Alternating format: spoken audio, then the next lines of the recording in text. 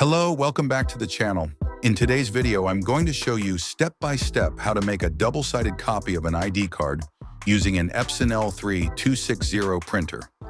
Before we get started, I invite you to subscribe to the channel, turn on the notification bell, and become a member if you'd like to support the channel. Now let's begin.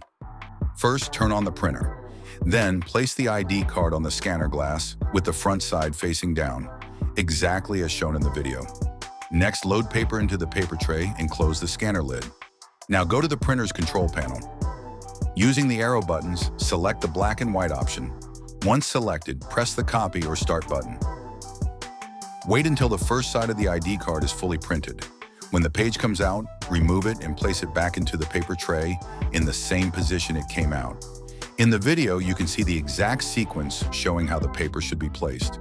Next, open the scanner lid and place the back side of the ID card on the scanner, following the orientation shown on the screen.